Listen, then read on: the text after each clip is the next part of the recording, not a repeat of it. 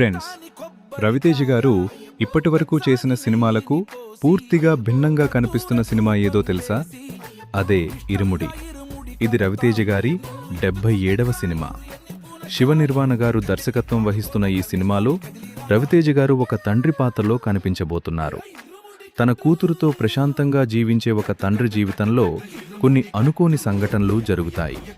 ఆ తర్వాత ఆయన అయ్యప్ప దీక్ష తీసుకోవటం కథలో ఒక ముఖ్యమైన భాగంగా కనిపిస్తోంది.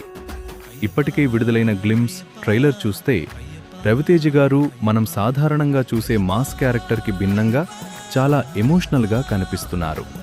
అందుకే ఇరుముడి రవితేజ గారి కెరీర్లో ఒక కొత్త తరహా సినిమా అవుతుందా అని ప్రేక్షకులు ఆసక్తిగా ఎదురుచూస్తున్నారు.